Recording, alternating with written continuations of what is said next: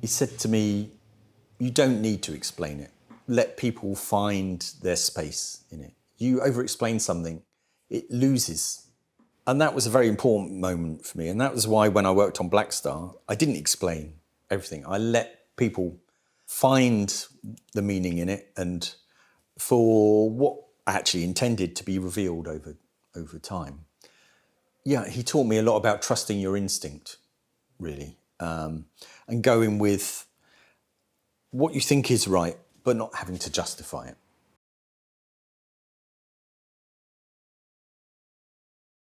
When I was younger, the idea of even a career or being able to make a living in art was quite alien. You know, you went to the local factory, you got your hands dirty. Where I come from, it tends to be car factories. And then just to see that people were doing careers and enjoying themselves was really weird, because you weren't supposed to enjoy your job. And I was from a working class family. And I saw in art that it was on merit. It wasn't on connection. It wasn't on what school you'd been to. If you were a good designer, if you were a good artist, you could actually go as far as was appropriate for you. So it was really exciting. I became a graphic designer for a very simple reason. My art teacher told me I should. I had no idea what a graphic designer was. Again, coming from a working class family. He looked at my work, how much I loved art. I'd actually done typography on everything, covered every single school book with it. He said, "You're a graphic designer." I said, "Oh, am I?" He said, "Yes, you should study it." I said, "Okay, I will then." I did actually get turned down from a few colleges. Luckily, I think Central St Martin's at the time, really, it wasn't just about what qualifications you had, it was about how much you could add to the course. And they wanted a different mix of people. So I managed to get in. And the first day I looked around, there was someone related to Isambard Kingdom Brunel. There was Ted Hughes' daughter. And there were people like me. It was just such a strange mix of people, but really fruitful. The best art colleges, what they do is of course they teach, but they give you the confidence to be yourself. They give you confidence to have faith in what you want to do and believe you can achieve it. And I think that's what I got there. And the Royal College, obviously, it's got the name Royal in it, so everyone's going to be quite snobby about it. But actually, there's a very small group of students, and it was just great fun. And the thing that was interesting at that time, say I was at the Royal College in 1988 to 1990, was the computer just came into design and art. It makes me sound ancient, but I remember the first time we got a Macintosh. It was like when, recently AI, and it completely changed the focus of society. But computers coming into design, coming into art generally, suddenly a new world opened and young people could express the world in the way they wanted. So I was one of the first people in a movement called New Wave Typography around that time who really went for it and took the history that we knew but subverted it with the new digital technology. I feel very lucky to have been around at that time. The entry point into graphic design really was record covers. I loved music, and it was the record cover that was the focus. I really didn't know what a graphic designer was, but what I did was I understood branding, which sounds quite a cold term, but every single band I liked, I copied their logo on my school books. As I've gone through life, this is the connection which I find really magical. It's how do you represent music in a visual way? How do you take a band's logo and let it speak in the voice of the music that the band makes? How do you subvert that? How do you just do something interesting that will speak to people? And the particular record cover designers that I liked, I would say Malcolm Garrett, Peter Saville, Vaughan Oliver, Neville Brody. They all created magic. You listened to the music and then you looked at the record cover and it confirmed something about the music. I don't know what it confirmed, and I still don't understand that magic, but when it works, it's fantastic, And that's what led me into design, that connection between the visual world and the spiritual side of music, of how it can give you energy and how you can express that. And I've never understood it to this day, and sometimes I think I just get lucky. When you draw a typeface, if you change the bar of the E, move it up a bit, suddenly it will look of a different era, like it will go from 1970s to 1930s. And why is that? What was the ideology that was in in the world in those decades, which meant certain visual forms were popular. And how can you bring that in today to acknowledge that? Type and letter forms are very abstract things, really. There's a great big long history of letter forms and why they look like they do from the Phoenicians to now. But how they're rendered from when the first people chiseled them, marked them in clay or did them with a paintbrush to now how they can express society, how they can subvert society, how they can subvert the history of the printed form. It's something that's really concerned me since I started drawing letter forms. It's not just about selecting a font on your computer. It's not that simple, fortunately. The element of graphic design, the element of music that really pushed me on was this rebellion against your parents. Today it's much more normal for a parent to maybe say, oh, I like REM. Here, son, listen to REM. Maybe you'll like them too. But then it was all part of this very necessary thing of rebelling against what you were brought up in. And I think, especially in a working class family, that was extremely important. My dad listened to Elvis and Rod Stewart, and I can't think of anything more which I didn't want to listen to. But it's a basic thing about creativity and art. How do you represent the voice of the people who are around you?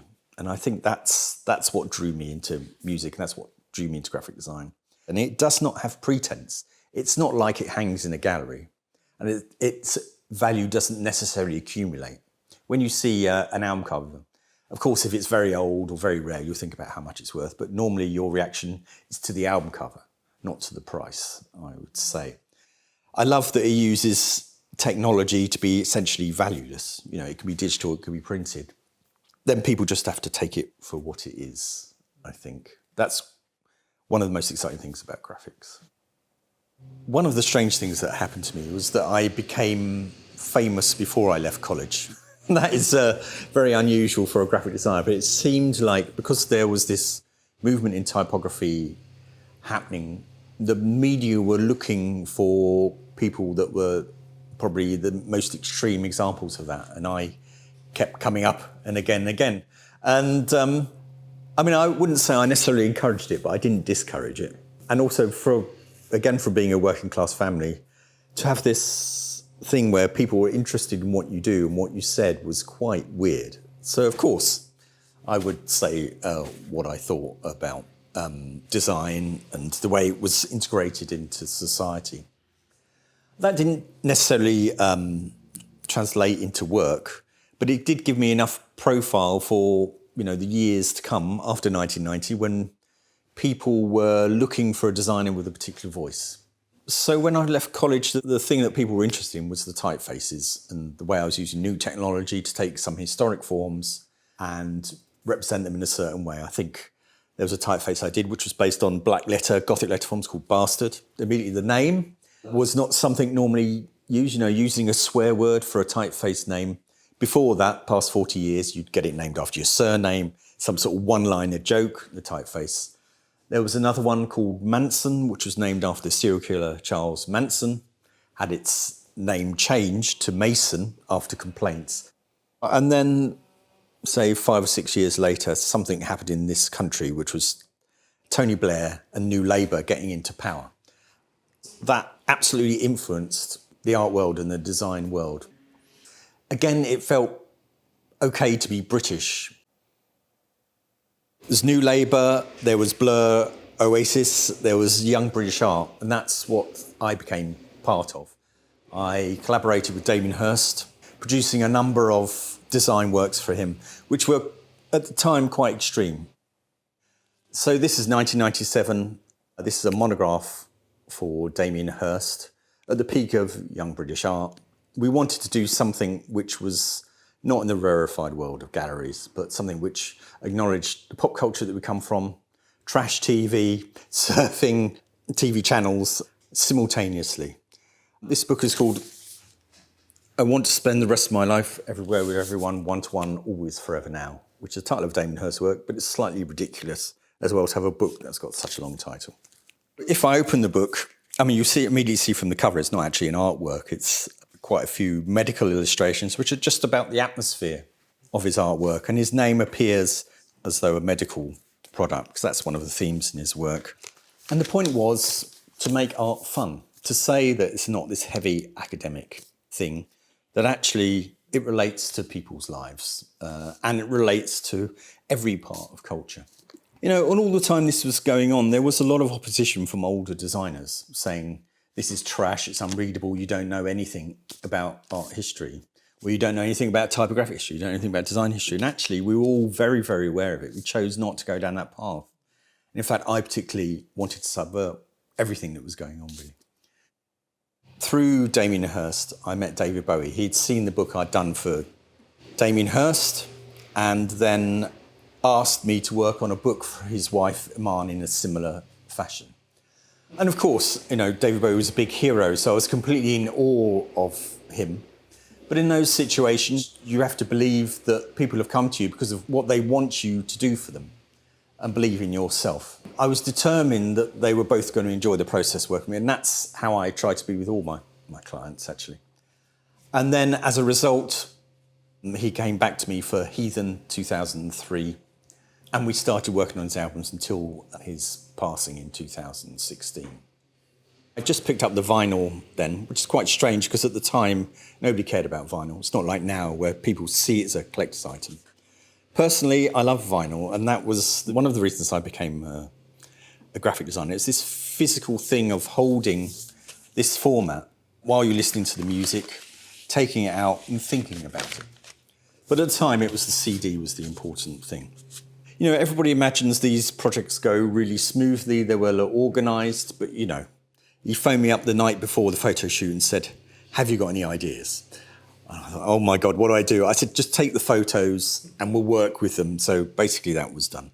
In an ideal world, I would have listened to the music first, but they were so worried about digital files leaking that it wasn't until halfway through the project I was actually allowed to have them. Because I didn't hear the music first, I just had to imagine what it was. And to me, David Bowie was the perfect example of the outsider of society who actually engages with it. And that's what I try to imagine, first of all, particularly with the title Heathen. Now, there's been a long issue with the record cover designs I've done for David Bowie and record companies and retail. They all think it's a terrible idea, whatever I present it to them. And this one, they hated the fact that the title was upside down. There's a very famous clip of David Bowie on David Letterman, where David Letterman is going, which way up is it? Which way up is it? Which way up is it? Which I cringed through when I saw it. But the point was, of the title being upside down was this very simple subversion of what David Bowie was and what the title was, Heathen. Somebody who's against society, representing the negative, or actually representing something positive, but the idea of desecration of the values of society. If you think about some of the most photographed people of the past 100 years, Bowie is one of them. So maybe, just maybe, you don't have to put his name on the cover. So that allied with the upside down type was very much not what a lot of people wanted to see. But one of the things working with Bowie was that it was always about not what is easy, giving the fans or giving the record company or giving the retailers another nice smiley picture of David Bowie. That's definitely not this. It's about that element of art. How can we disorientate? How can we not give people what they expect? How can we reflect the music properly? If I open it up, you'll notice that you immediately see a desecrated religious painting. This actually comes from a number of archives I looked at when I was a student at the Royal College of paintings that had been vandalised. We did try and get them to be included, but none of the galleries would allow it, so these are actually faked in Photoshop, which is less interesting. I think you still get the idea of the desecration of society's values. And so from then on, Heathen, Reality, The Next Day, Blackstar, plus a lot of other associated projects. I became, very luckily, David Bowie's main graphic designer, which I'd never dreamed of when I was drawing his name on my school books when I was 15 or 16. It was such an enjoyable process working with Bowie. There was never really a moment where I thought he was being unfair. There was never a moment where I was sort of upset. He would be very clear about whether he liked something or not, but not do it in a way that was nasty. He would explain why. And when you did something good, he would be really encouraging. And I think that is a very, very rare skill, to be able to work with people, get the best out of them, and make the process really enjoyable. I think he did that with me, and he did that with a lot of musicians. Bowie was just really relaxed. Half the time we wouldn't talk about the artwork or the music. It would just be what's going on in the world creatively, some stupid jokes, which we carried on till, a couple of weeks before he passed away. It was important to keep irony and humour within the process, not to make it too heavy. It had that very singular British wittiness, which I think we both shared. And we both had this thing of, we were in popular culture, but we really appreciated the avant-garde and how we could bring that into popular culture. And I think that's why, without being immodest, how we worked well together. There was a definite relationship of understanding what an album cover meant to society on a wider level. A David Bowie album is not a small thing. When you release it, the world changes in some way. You can't quantify it. It's like when any major artwork is released, the world changes and something shifts in the world. It's that magic again of what music does or what art does. So you have to be aware of that. You have to be aware of the spirit of the time. You have to be authentic to yourself. You have to be authentic to the people you're working with. I want to represent Bowie faithfully in his music and faithfully to his audience. One of the things we would never do is give the fans what they wanted, which is another nice picture of David Bowie. I think it's quite important when you're an artist of his stature and of his creativity to constantly subvert that expectation. In 2013, when I worked on the Next Day cover, there was a lot of criticism of that cover. People absolutely hated it. Some people liked it as well, I have to say, which is very nice. But the general thing was, must have taken 5 minutes. It's terrible. And so I put up this quite long blog post, which is no longer on the internet, although you may find it somewhere, explaining the cover. And the next time we had a conversation, he said to me, you don't need to explain it. Let people find their space in it. You over-explain something, it loses something. And that was a very important moment for me. And that was why when I worked on Blackstar, I didn't explain everything. I let people find the meaning in it and for what I actually intended to be revealed over time. Yeah, he taught me a lot about trusting your instinct, really, and going with what you think is right, but not having to justify it. I think he was one of the most important proponents of that. This is Blackstar, this is the CD version of it. And I'm kind of reluctant to talk about the meaning of the design based on what I just said about things reveal itself. But in discussions with Bowie at the time, I didn't know he was ill, but I listened to the album and we talked first about whether it should have a picture of him on the cover. And I said immediately, it's not that kind of album. And he agreed completely. We were talking about doing possibly cartoon drawings or comic strip drawings. I said, that's not right. So I went away, worked on it. And obviously it's quite a direct cover. It has a black star on it. But, the star is something that's existed, this particular shape, over thousands of years. And so it has that resonance and that symbol. And the one thing which I didn't tell people was that this is Bowie's name in an alphabet or letter forms derived from the black star. I mean, there was some interesting discussions with the record company saying, I see we haven't got a picture of David on the front again, and we don't have the title written out, and we don't have his name written out. What a fabulous album cover. Anyway, so if you open it, I don't know if you can see it, but the type is black on black. And this, again, was about the atmosphere of the album. If you listen to it, in particular the first track, there's a darkness in it, which for me perfectly represented the time. It was 2015, I think, when the single came out. The world seemed pretty f***ed up. We didn't know how f***ed it was going to get to 2026, but at the time it was very dark and the song really had the psychology of the time. And there are pictures of Bowie in it, but the main thing is it's black on black. If you see the vinyl version, you will see that the vinyl can be seen in a star cutout through the cover. And this is because I wanted some element of physicality of vinyl to acknowledge it. In the same way that we acknowledge the human body, a vinyl degrades over time. You know, it gets clicks, scratches. The cover, you know, has a coffee ring or someone's phone number written on it. It lives a life, whereas that doesn't happen with digital necessarily. So I didn't know he was ill when I was designing it, but obviously that came through. And I think it was probably easier not to discuss the design in terms of direct meaning of the lyrics. He would hate explaining songs directly to me. He just wanted me to have my interpretation of it. So we'd go back and forth and we'd talk about the universal themes, really, of mortality, of someone being his age or just older, and how they deal with life and how they look back, how we represent that visually.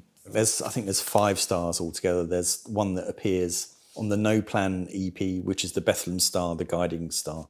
That was released after Bowie passed away, and that kind of became him on the cover.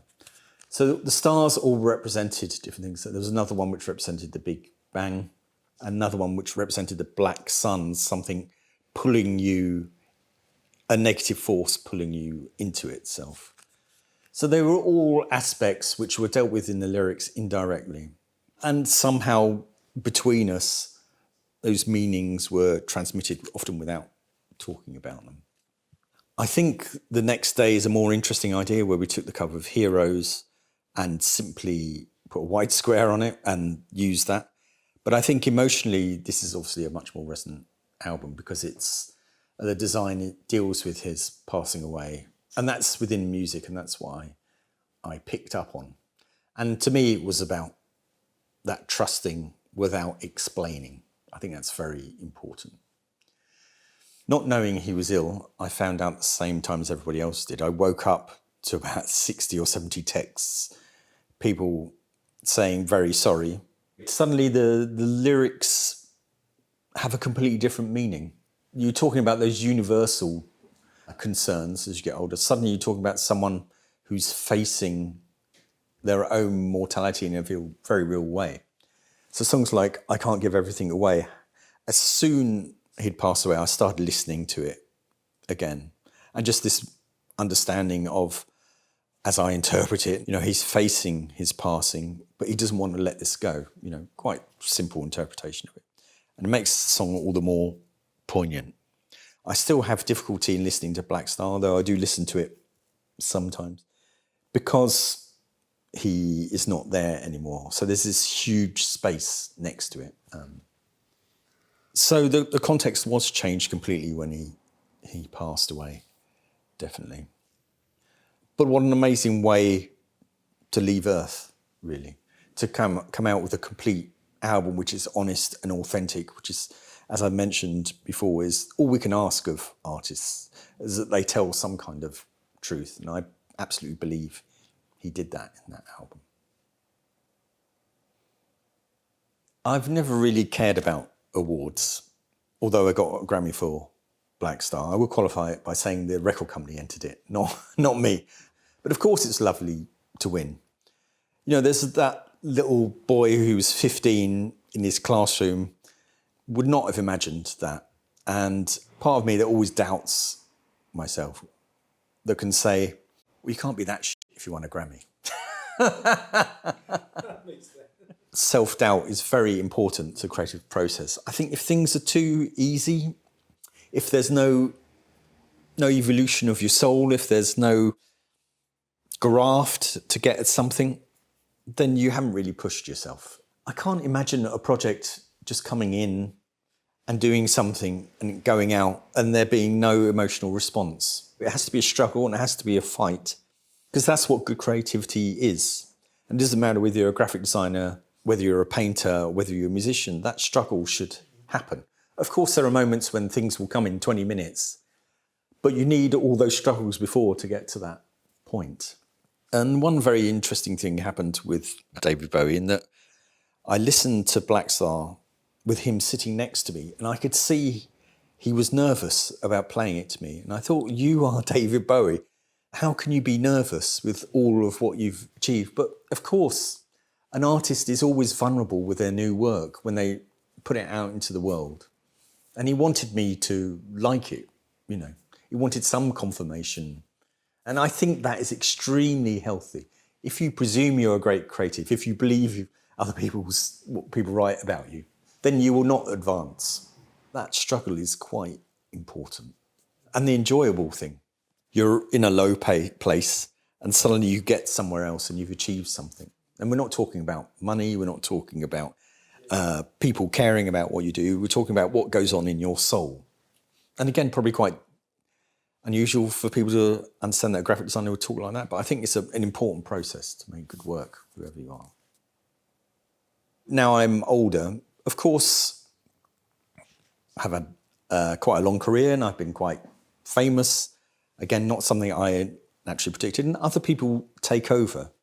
And I think you have to be reconciled to that. You know, there is a process of you become well known, you become part of the establishment, and then someone else comes in and subverts it. I think that's very, very healthy.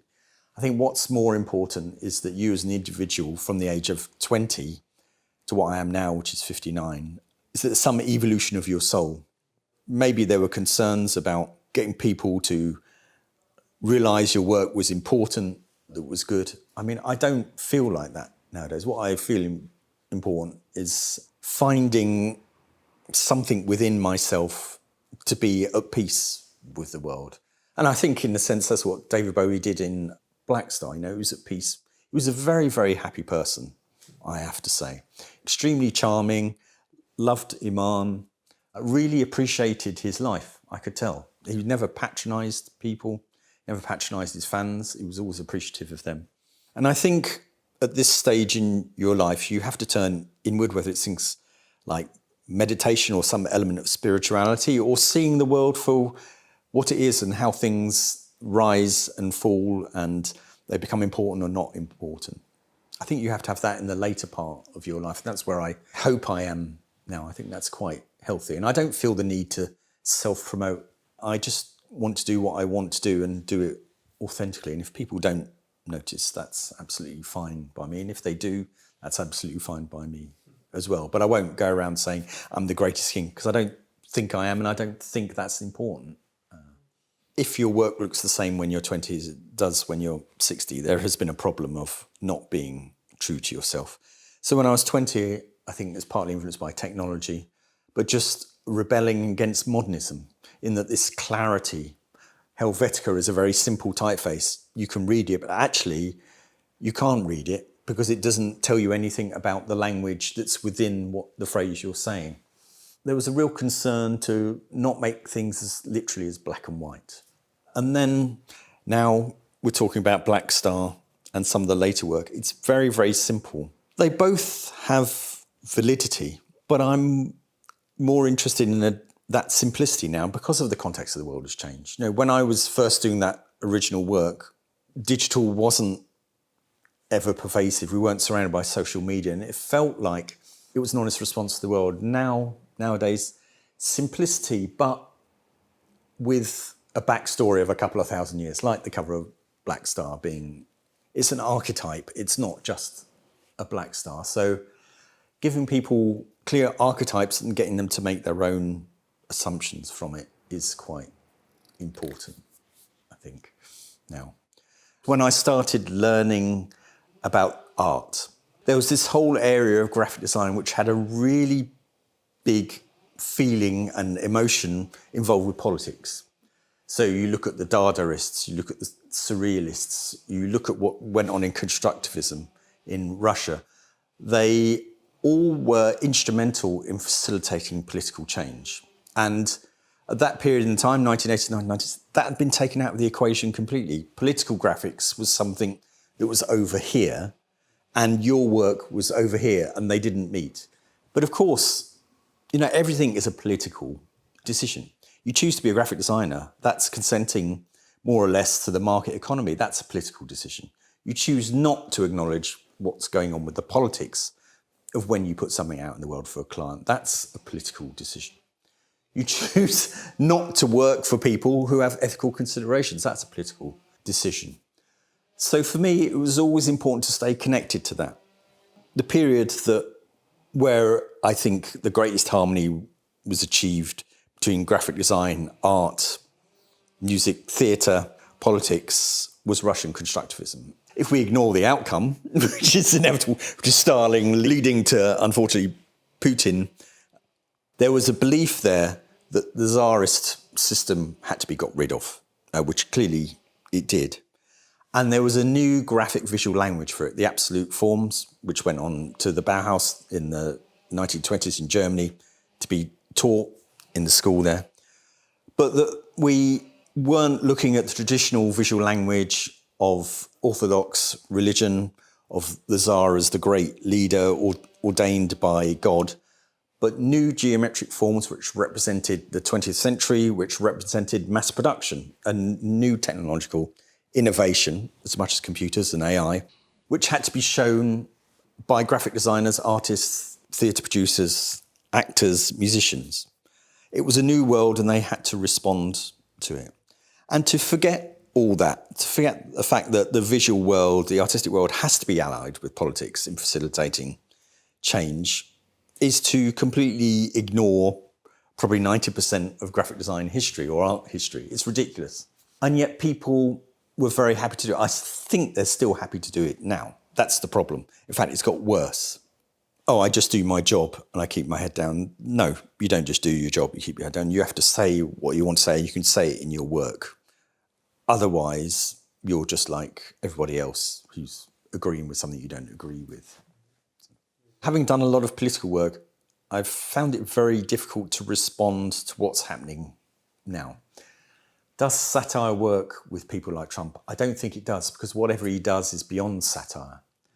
I designed a book recently with the artist Andre Serrano, which was a catalogue of all the things that Trump had endorsed. And then someone sent me a picture of Trump holding the book. And this book is completely negative about him. But when I saw it, I realised it doesn't matter. As long as it's within the storyline of Trump, then he's happy with it. And that is a very difficult thing to deal with. And I don't know how to deal with Trump at the moment.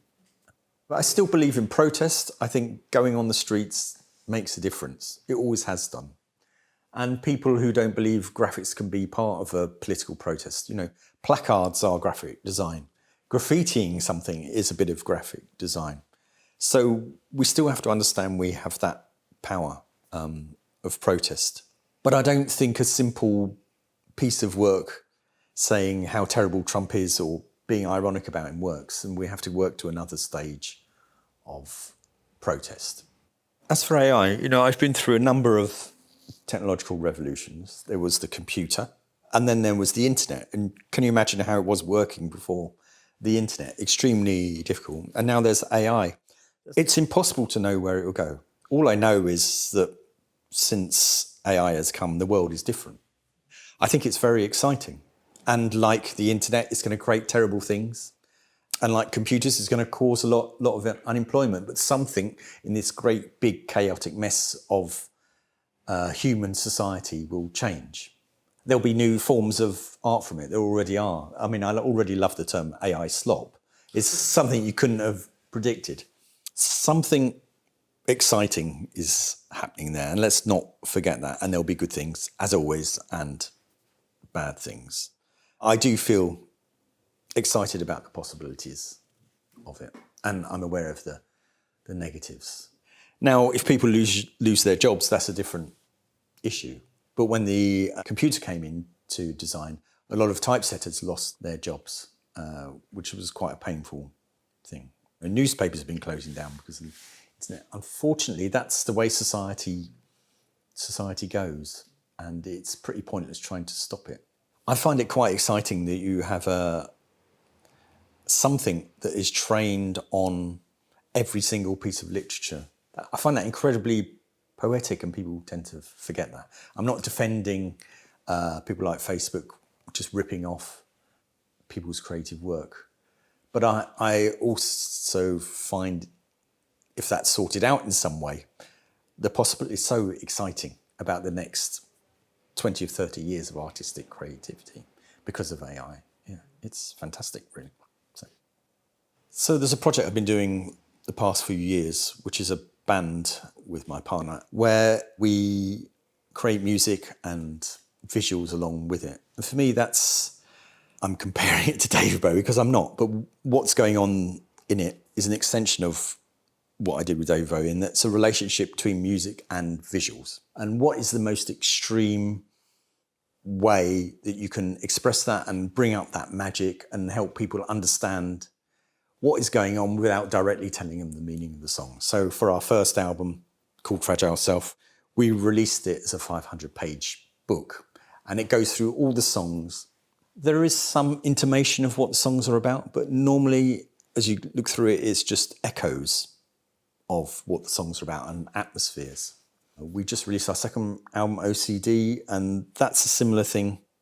We're not expecting it to be a big project, but we are hoping that it will connect with people. And for me, that's quite important, that we continue this relationship between the magic of music and the magic of visuals.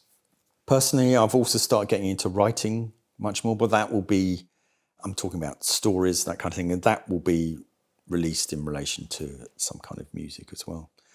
So the projects are very much about creating content. Now, I think people would think I create content all the time, but a lot of the time through my career, it's been other people's content. And this seems to be the natural development of that you create the content yourself and then you respond visually to it.